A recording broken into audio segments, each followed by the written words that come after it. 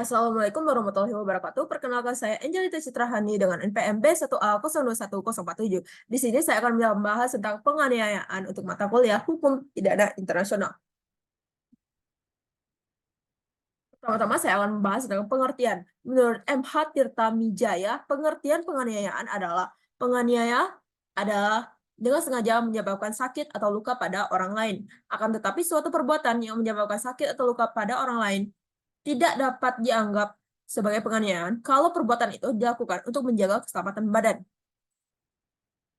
Dengan kata lain, untuk menyebutkan seseorang telah melakukan penganiayaan, maka orang tersebut harus memiliki kesengajaan dalam melakukan suatu perbuatan untuk membuat rasa sakit pada orang lain atau luka pada tubuh orang lain, ataupun orang itu dalam perbuatan yang merugikan kesehatan orang lain. Fenomena. Berikut kronologi fenomena penganiayaan D oleh Mario Dandi. Kapolres Metro Jakarta Selatan, Kombes Adi Ari Syam Indradi mengatakan penganiayaan tersebut terjadi pada 20 Februari 2023 pada hari Senin, sekitar pukul 20.30 WIB di Pesanggerahan, Jakarta Selatan. Dia menyatakan awalnya korban dihubungi oleh mantan pacarnya. Awalnya, saksi A menghubungi D dengan alasan ingin mengembalikan kartu pelajar. Ujarnya. D kemudian menjawab dan mengabarkan sedang berada di rumah temannya berinisial R di kompleks Grand Permata, Ulu Jami, Pesanggerahan, Jakarta Selatan.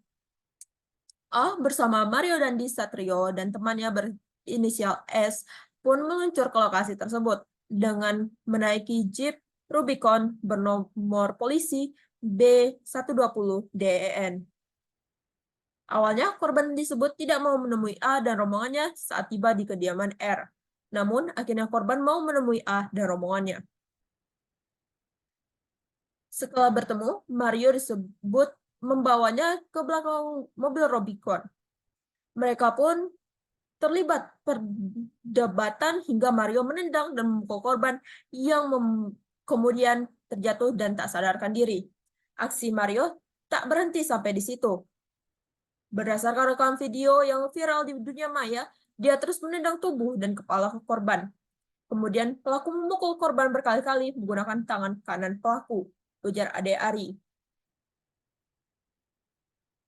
Wakil Menteri Keuangan Hasil Nazara didampingi Sekretaris Jenderal Kemenku Heru Pemudi dan Direktur Jenderal Pajak Kemenku Suryo Utomo menggelarkan konversi pers penanganan internal Kementerian Keuangan atas kasus Rafael Alun Trisambodo di kantor pusat Ditjen Pajak Jakarta Jumat 24 Februari 2023. Rafael dicopot dari jabatannya terkait buntut kasus penganiayaan yang dilakukan oleh anaknya, Mario Dandi Satrio. Polisi pun telah mengungkapkan motif penganiayaan tersebut.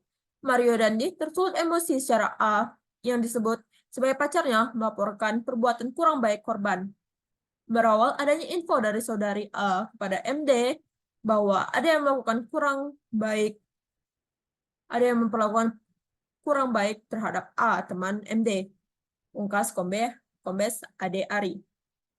Sementara itu, Kompol Henrikus Yosi mengatakan pemeriksaan dilakukan untuk memperjelas percakapan antara A dan Mario Dandi Satrio. Henrikus menyebutkan bahwa A saat ini sedang diperiksa di Mapolres Metro Jakarta Selatan. Selain A, teman Mario lainnya yang ikut mendatangi korban juga diperiksa. Henrikus menjelaskan A ada di lokasi bersama dengan Mario dan S ketika terjadi penganiayaan terhadap D.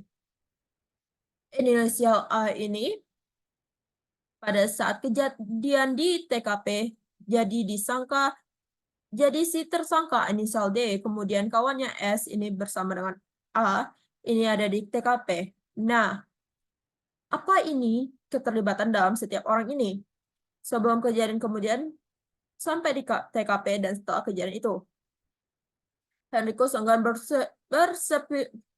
berspekulasi soal apakah A dapat ditetapkan sebagai tersangka di kasus itu. Hingga kini, polisi masih terus mendalami kasus penganiayaan oleh Mario Dandi Satrio. Mario dipecat dari kampus, ayahnya dicopot dari jabatannya. Akibat peristiwa itu, Mario harus menjadi tersangka dan mendekam di tahanan Polres Jakarta Selatan terbaru.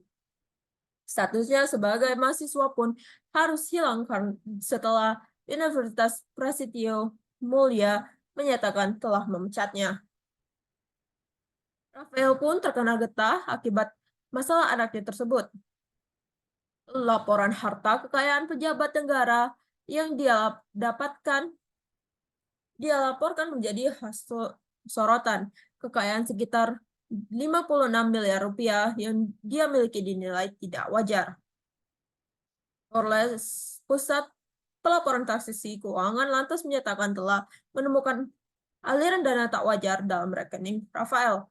Mereka menyatakan telah menemukan hal ini sejak 2020 dan telah melaporkannya ke aparat penegakan hukum. Menteri Keuangan Sri Mulyani Indrawati langsung mencopot ayah Dandi Rafael Alun Trisambodo dari jabatan sebagai Kepala Bagian Umum Kanwil Ditjen Pajak Jakarta Selatan. KPK pun menyatakan akan memeriksa harta kekayaan Rafael. Kemudian kita akan lanjut ke materi berikutnya, yaitu dampak penganiayaan. Dampak penganiayaan baik secara fisik maupun verbal dapat menimbulkan dampak yang signifikan, baik secara fisik maupun psikologis. Berikut adalah beberapa dampak yang mungkin terjadi. 1. Dampak fisik. Luka, memar, lebam, patah tulang, cacat, dan kesakitan hingga kematian. Lalu bisa juga meningkatkannya resiko penyakit kronis seperti tekanan darah tinggi, obesitas, penyakit hati, penyakit jantung, hingga kanker. Kemudian ada dampak mental dan psikologis.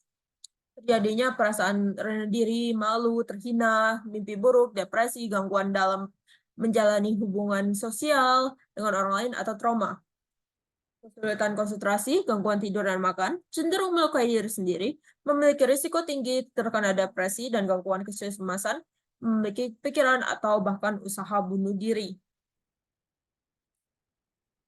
Kategori. 1. Penganiayaan biasa.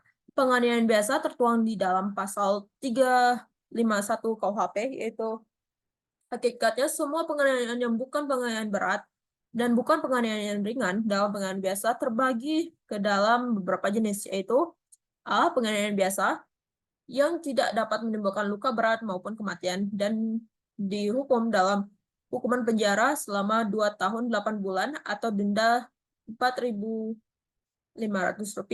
Penganiayaan yang melibatkan luka berat dan dihukum dengan hukuman penjara selama-lamanya 5 tahun. Penganiayaan yang mengakibatkan kematian dan dihukum dengan hukuman penjara dan selama-lamanya 7 tahun. Penganiayaan yang merupakan sengaja merusak kesehatan. Kemudian ada penganiayaan ringan. Penganiayaan ringan diatur dalam pasal 352 KUHP. Penganiayaan ringan berupa bukan penganiayaan berencana, bukan penganiayaan yang dilakukan terhadap ibu, bapak, anak, atau istri. Pegawai yang bertugas memasukkan bahan berbahaya bagi nyawa, serta tidak menimbulkan penyakit maupun halangan untuk menjalani pekerjaan atau pencaharian. Penganiayaan ringan diancam maksimum hukuman penjara 3 bulan atau denda Rp300 apabila tidak masuk dalam rumusan 353 dan pasal 356 KUHP dan tidak menyebabkan sakit atau halangan untuk menjalankan pekerjaan.